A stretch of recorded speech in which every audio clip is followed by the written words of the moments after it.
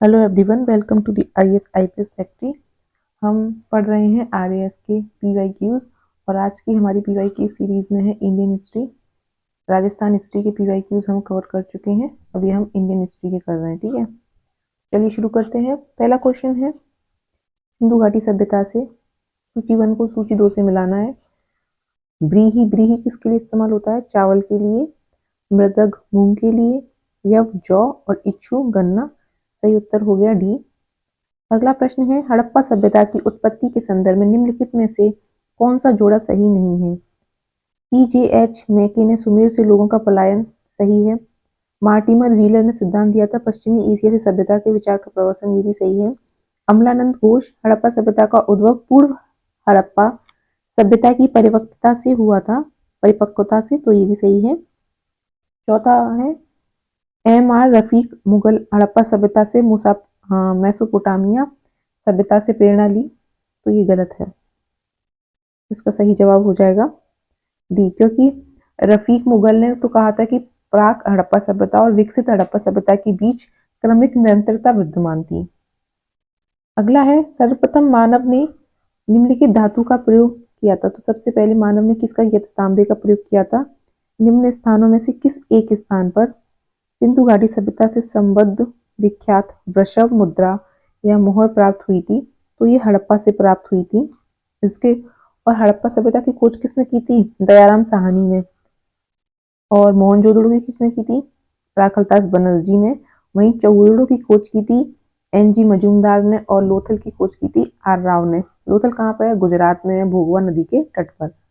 अगला प्रश्न है, निम्नलिखित में से कौन सा एक कथन प्राचीन भारत की श्रेणी व्यवस्था के बारे में असत्य है? श्रेणी व्यापार और कारीगरों का संगठन थी, सत्य है। उत्पादित वस्तुओं की गुणवत्ता और कीमत संबंधी श्रेणी द्वारा निर्धारित की जाती थी, ये भी सत्य है। श्रेणी अपने सदस्यों के आचरण पर भी नियंत्रण रखती थी, सत्य है। श्रेणी व्यवस्था मात्र उत्तर भारत में प्रचलित थी, नहीं दक्षिण भारत में भी प्रचलित थी, तो डी इसका सही उत्तर हो जाएगा। अगले प्रश्न की ओर बढ़ते हैं। सत्यकाम जावाल की कथा जो अनब्यायी मां होने के लांछन को चुनौती देती है, उल्लिखित है। छांदोग्य उपनिषद में उल्लिखित है। सत्यकाम कौन थे? सत्यकाम महर्षि गौतम के शिष्य थे और इनकी माता का नाम था, जवाल की माता का नाम था। ठीक है, आगे बढ़ते हैं। निम्नलिखित में से कौन सा वेदांग का घटक नहीं है? शिक्षा, छंद, व्याकरण, अलंकार। तो शिक्षा, छंद, व्याकरण है, जबकि अलंकार जो है नहीं है। 6 घटक होते हैं वेदांगों के: शिक्षा, छंद, निरुक्त, कल्प, व्याकरण, ज्योतिष। प्राचीन भारत की श्रेणी का मुखिया कहलाता था, क्या कहलाता था? जेठक कहलाता था प्राचीन भारत में श्रेणी का मुखिया। अगला प्रश्न है, निम्नलिखित में से कौन कौन से सिद्धांत जैन धर्म से संबंधित है? अनेकांतवाद, जी बिल्कुल संबंधित है अनेकांतवाद। अगला है सर्वस्तिवाद, नहीं, ये बौद्ध धर्म से संबंधित है। शून्यवाद, ये भी नहीं है, ये शून्यवाद भी बौद्ध धर्म की महायान शाखा से संबंधित है। शायदवाद, हाँ शायदवाद है, तो ए और 4 हो जाएगा इसका उत्तर। अगला प्रश्न है, ये भी जैन धर्म से संबंधित है। पार्श्वनाथ, आदिनाथ, महावीर और शांतिनाथ, हमें बताने हैं कि उनके चिन्ह क्या थे। तो पार्श्वनाथ जी का सर्प था, दो उसको याद करने का, पार्श्व सर्प, ये इस तरह से आप याद रख सकते हैं। आदिनाथ वृषभ थे, महावीर सिंह, शांतिनाथ हिरण, तो इसका सही उत्तर हो गया डी। भारत में पहले जिस मानव प्रतिमाओं को पूजा गया था वह थी, कौन सी पूजी गई थी? तो सबसे पहले बुद्ध भगवान की प्रतिमा की पूजा की गई थी। अगला है, न्याय दर्शन का लेखक कौन थे? तो न्याय के थे गौतम, वैशेषिक के कनाड थे और सांख्य के कपिल, वहीं बादरायण के कौन थे? ब्रह्मसूत्र। सांप्रदाय जो नियति की अटलता में विश्वास करता था, कौन सा संप्रदाय नियति की अटलता में विश्वास करता था? तो आजीवक संप्रदाय। इस शासक के काल में चतुर्थ बौद्ध संगीति का आयोजन कश्मीर में किया गया। कश्मीर में किसमें किया गया? कनिष्क के कुंडलवन में किया गया था। कब किया गया था? 72वीं ईस्वी में। और अध्यक्ष कौन थे? वसुमित्र थे, प्रतिनिधि अश्वघोष थे। और इसी जो है चतुर्थ बौद्ध संगति में ही बौद्ध धर्म दो संप्रदाय में विभाजित हो गया था, महायान संप्रदाय और हीनयान संप्रदाय। पहली बौद्ध संगति कहाँ हुई थी? पहली हुई थी राजगृह में। दूसरी कहाँ हुई थी? दूसरी हुई थी वैशाली में। वहीं तीसरी हुई थी पाटलिपुत्र में। तो ये हो गया आपका बौद्ध संगतियों का रिवीजन। अगला है बरहूत का स्तूप किस राजवंश की कला का सुंदर उदाहरण है? तो बरहूत का स्तूप शुंगकालीन स्थापत्य का उदाहरण। और बरहूत का स्तूप कहाँ पे है? तो ये सतना में है। सतना कहाँ है? सतना है एमपी में। किसके द्वारा बनवाया गया था? तो अशोक के द्वारा बनवाया गया था। ठीक है।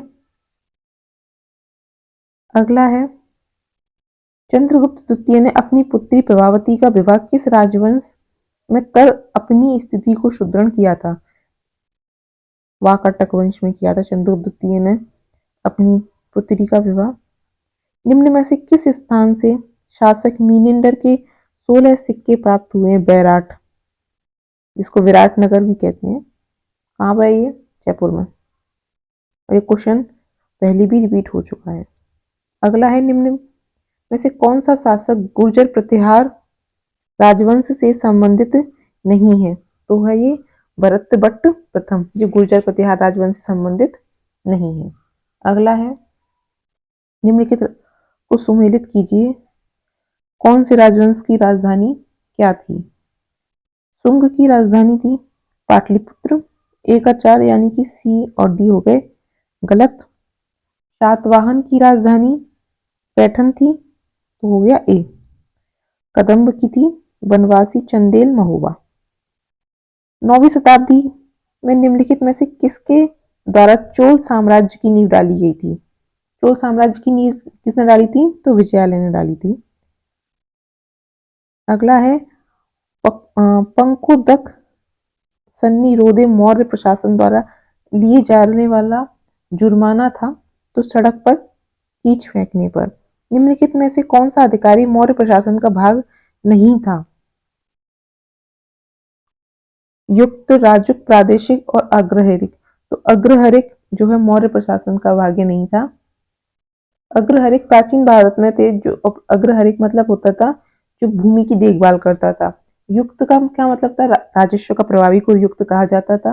राजुक को लिपिकीय और लेप कार्य के लिए जो अधिकारी होते थे उन राजुक कहते थे। वहीं जो प्रादेशिक होता था वो जिला प्रशासन का प्रमुख हुआ करता था।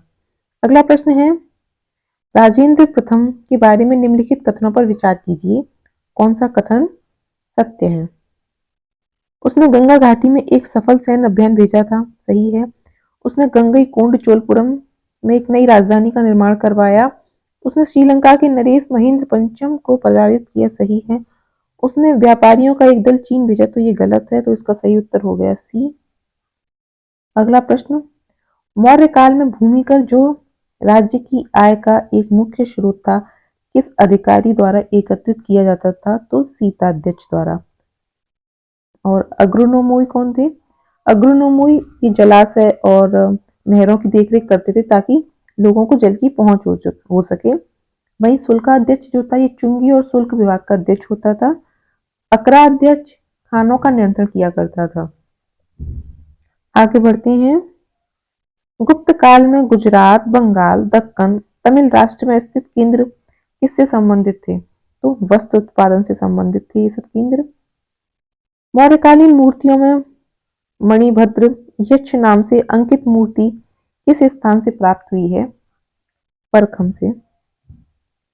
अगला प्रश्न है मंदिर स्थापत्य के बारे में निम्नलिखित में से कौन सा कथन सत्य है? स्वतंत्र आधार चूना पत्थर के मंदिरों का उद्भव गुप्त काल में माना जाता है, सत्य है। लाड़का जो कि एक प्रारंभिक मंदिर है बादामी के चालुक्यों से संबंधित है, तो ये सत्य है। अगला प्रश्न, अगला उसका स्टेटमेंट है खजुराहो के मंदिरों के समस्त खंड आंतरिक और बाह्य रूप से जुड़े हुए हैं, तो ये तीनों ही सही है। अगला है कांची का कैलाशनाथ मंदिर द्रविड़ शैली का सबसे प्रारंभिक स्वतंत्र आधार का मंदिर है, तो ये गलत है। इसका सही उत्तर हो गया ए बी सी। क्योंकि कांची का कैलाशनाथ मंदिर नहीं है, ये देवगढ़ का दशावतार मंदिर वो पहला माना जाता है। ठीक है। निम्नलिखित सूर्य मंदिरों में से कौन सा पाटन गुजरात में स्थित है? तो मोढेरा का सूर्य मंदिर स्थित है। कोणार्क का सूर्य मंदिर उड़ीसा में स्थित है। वहीं मार्तंड सूर्य मंदिर जम्मू कश्मीर में है और दक्षिणार्क सूर्य मंदिर कहाँ है? गया बिहार में। भारतीय सॉरी भाषा जिसका अशोक के अभिलेखों में नहीं है वो कौन सी भाषा है जिसका अशोक के अभिलेख में उल्लेख नहीं मिलता? प्राकृत का मिलता है, अरेबिक का नहीं मिलता, यूनानी और रोमन मिलता है। तो इसका सही उत्तर हो गया बी।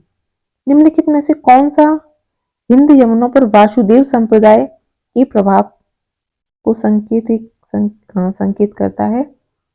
वैश्यनगर स्तंभ अभिलेख संकेत करता है। जो कला शैली भारतीय और यूनानी आकृति का सम्मिश्रण है उसे क्या कहते हैं? उसे गांधार। ललित विग्रहराज नाटक की रचना किसने की थी? तो ललित विग्रहराज नाटक की रचना की थी सोमदेव ने। अगला है निम्नलिखित अभिलेखों में से किस लेख में अशोक का नाम उल्लिखित है? अशोक का नाम मस्की के लघु शिलालेख में उल्लिखित है। निम्नलिखित में से किन ग्रंथों में प्राचीन भारत के 16 महाजनपदों की सूची मिलती है? अर्थशास्त्र नहीं, अगुंतर निकाय में मिलती है, दीर्घ निकाय में और भगवती सूत्र में। तो इसका सही उत्तर हो गया 2, 3, 4। ठीक है, आगे बढ़ते हैं। संस्कृत की निम्नलिखित में से कौन सी रचनाओं में ने महाभारत से अपना कथा सूत्र लिया है? नैषधीय चरित्र, हाँ। किरातार्जुनीयम, ये भी सही है। शिशुपाल वध, हाँ। 10 कुमार चरित्र, नहीं। तो सही उत्तर क्या हो गया? सी। महाजनपद युग के 16 जनपदों के नाम बौद्ध साहित्य में प्राय उल्लिखित हैं। निम्नलिखित में से किस जनपद का नाम पाणिनि के अष्टाध्याय में उल्लिखित है? मगध का है, अश्मक का भी है, कंबोज का भी है, चेदी और वत्स नहीं है।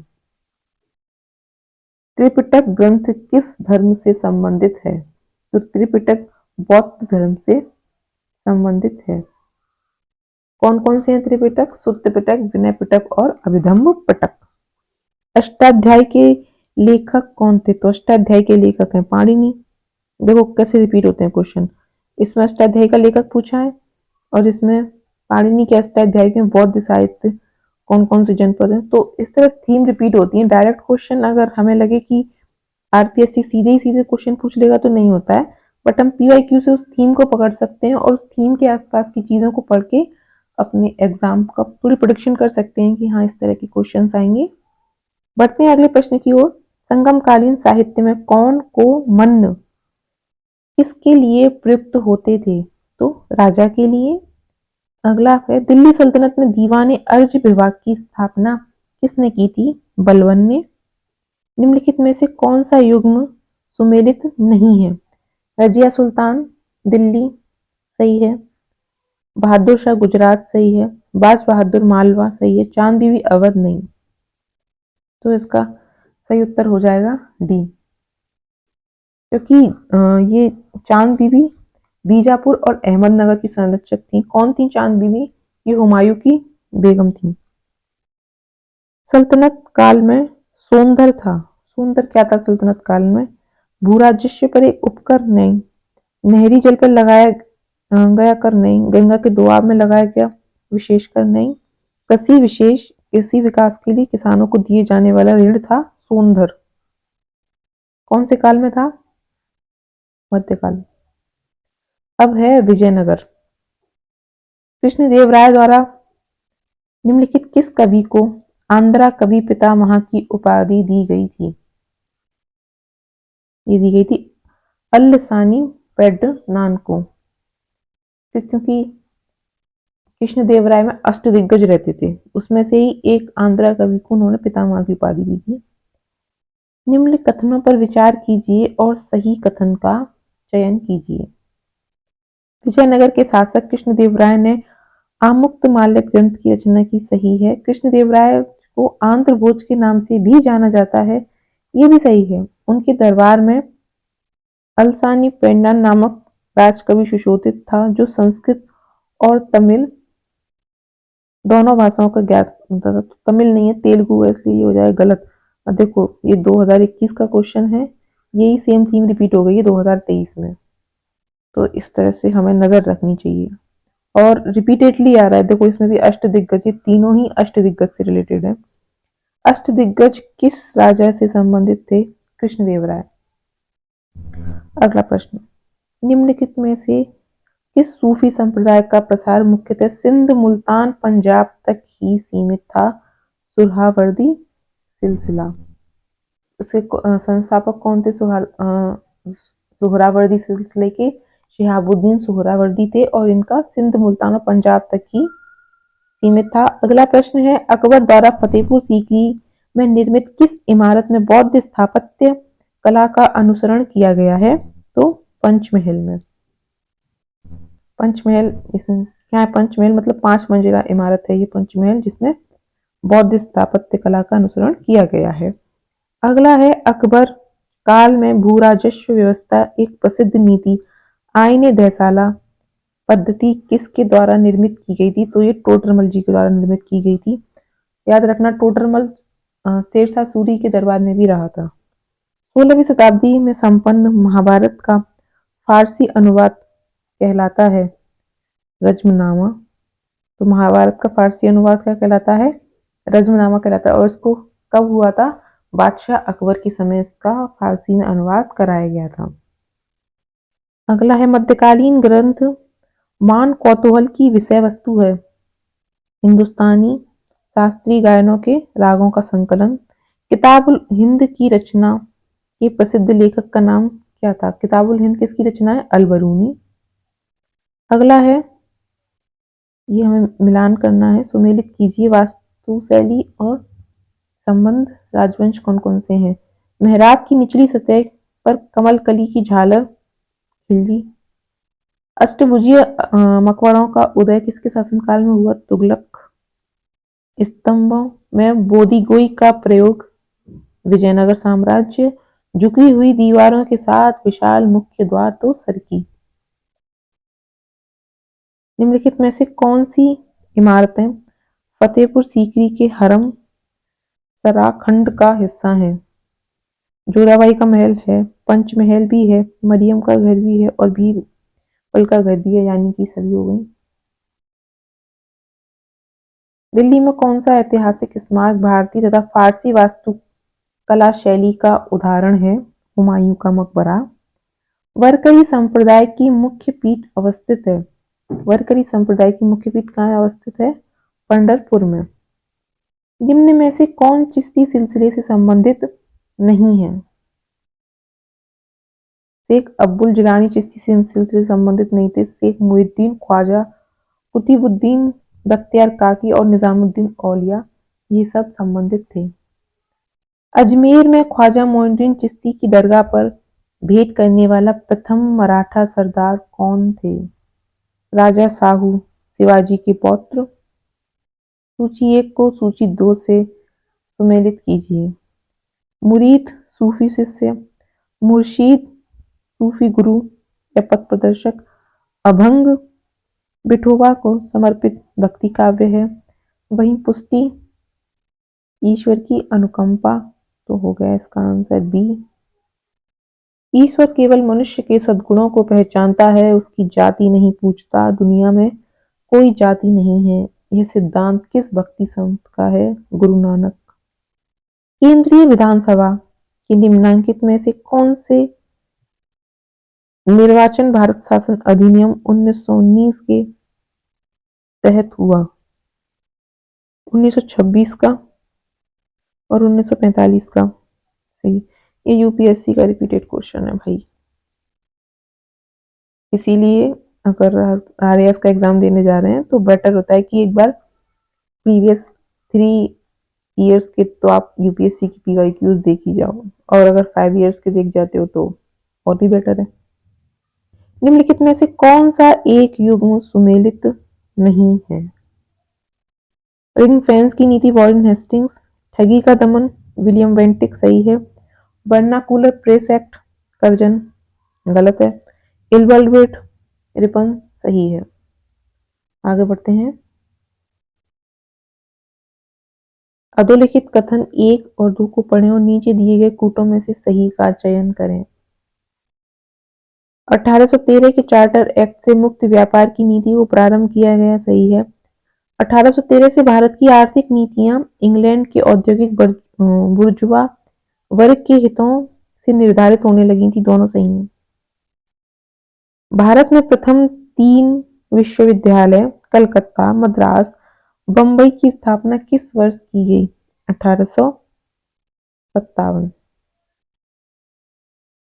और किस अधिनियम के तहत हुई थी? तो 1854 के वुड डिस्पैच।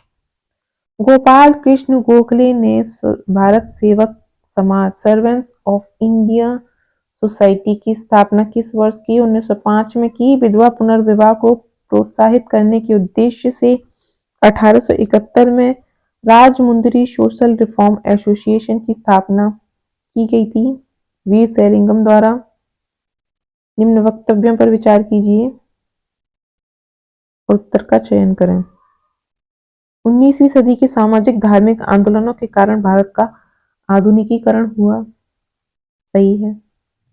सामाजिक धार्मिक आंदोलनों के मूल में बुद्धिवाद, वैज्ञानिक दृष्टिकोण और अन्य ऐसे विचार थे जो आधुनिकता के आधार माने जाते हैं। तो कथन कारण दोनों सही है और कारण जो है कथन की व्याख्या करता है। स्वामी विवेकानंद द्वारा रामकृष्ण मिशन की स्थापना की गई थी। कब की गई थी?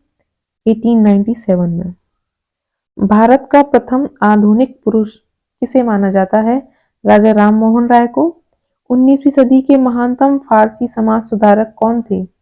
बहराम जी एम मालाबारी। ब्रह्म समाज, रामकृष्ण मिशन और आर्य समाज में समानता थी। क्या समानता थी? तीनों ही राजनीतिक उद्देश्यों के लिए नहीं बने थे, लेकिन तीनों ने ही देशभक्ति की भावना के विकास में सहायता दी। तो बिल्कुल सही हो गया, 70 का हो गया ए। आगे बढ़ते हैं। शिकागो विश्व धर्म पार्लियामेंट जिसमें विवेकानंद ने भाग लिया था का आयोजन कब हुआ था? तो ये हुआ था सितंबर 1893 में। निम्नलिखित कथनों में से कौन से कथन सत्य हैं? सही उत्तर का चयन करना है। कानपुर के कांग्रेस के नागपुर सत्र के पश्चात प्रांतीय कांग्रेस समितियों का गठन भाषाई आधार पर किया गया था। सही है। 1948 में कांग्रेस ने भाषाई आधार पर प्रांतों के गठन की मांग को अस्वीकार कर दिया। दोनों सही है, डी हो जाएगा इसका answer. Gandhian constitution for free India किसके द्वारा लिखी गई थी? श्रीमन नारायण अग्रवाल जी के द्वारा। निम्नलिखित में से कौन सा युग्म सुमेलित नहीं है? Servants of India society, Gopal Krishna Gokhale सही है। Social service league N M Joshi ये भी सही है। सेवा समिति एचएन कुंजरू सही है। Social reform association Shri Ram Vajpayee ये गलत है। अगला प्रश्न है, क्रांतिकारी जो हार्डिंग बम कांड में शामिल नहीं थे। कौन से क्रांतिकारी हार्डिंग बम कांड में शामिल नहीं थे? भगवती चरण बोहरा, मास्टर अमीन चंद, भाई बाल मुकुंद और अवध बिहारी तीनों इस कांड में शामिल थे। कब हुआ था हार्डिंग बम कांड? तो हुआ था 23 दिसंबर 1912। आगे बढ़ते हैं। गांधी इरविन समझौते में किसने मध्यस्थ की भूमिका निभाई थी? तेज बहादुर सप्रू ने। कब हुआ था गांधी इरविन समझौता या गांधी इरविन पैक्ट के नाम से भी जानते हैं इसको? 5 मार्च 1931। निम्नलिखित कथनों में से कौन सा कथन वी.डी. सावरकर के बारे में सही नहीं है? सही है।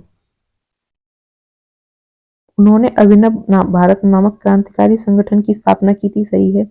भारतीय राष्ट्रवादियों को प्रेरित करने के उद्देश्य से उन्होंने मेजिनी की जीवनी लिखी। ये भी सही है। उन्होंने भारत का स्वतंत्रता संग्राम 1857 नामक पुस्तक लिखी जो 1857 के विद्रोह का एक राष्ट्रवादी दृष्टिकोण प्रदान करती है, सही है। ब्रिटिश कैद से मुक्त होने के लिए वे एक चलते जहाज से कूद पड़े, तो सवरी सही है, इसका सही उत्तर हो गया डी। आगे बढ़ते हैं। अगला प्रश्न है, सविनय अवज्ञा आंदोलन शुरू करने से पहले गांधी जी ने लॉर्ड इरविन को एक 11 सूत्रीय मांग पत्र भेजा। निम्नलिखित में से कौन सी मांगें इसमें सम्मिलित नहीं थी? भू राजस्व में 50% की कमी और नमक कर की समाप्ति, ये गलत है, ये नहीं थी, तो इसका आंसर यही हो गया, बाकी तीनों सही है। रुपया स्टर्लिंग की विनिमय दर कम करना, सैन्य और नागरिक प्रशासन के खर्च में 50% की कमी करना, सही है। भगत सिंह और बटुकेश्वर दत्त को माफी, ये गलत है। अच्छा, ये उसका, तो ये सही है, इसका मतलब इसका सही उत्तर हो गया ए, डी। कांग्रेस की प्रथम महिला अध्यक्ष कौन थी? कांग्रेस की प्रथम महिला अध्यक्ष तो एनी बेसेंट थी, और प्रथम भारतीय महिला अध्यक्ष पूछे तो सरोजिनी नायडू थी। भारतीय राष्ट्रीय कांग्रेस के 1924 के अधिवेशन में महात्मा गांधी द्वारा मात्र एक बार अध्यक्षता की गई। ये अधिवेशन कहाँ हुआ था? तो ये अधिवेशन हुआ था बेलगांव में। कब हुआ था? 1924 में हुआ था।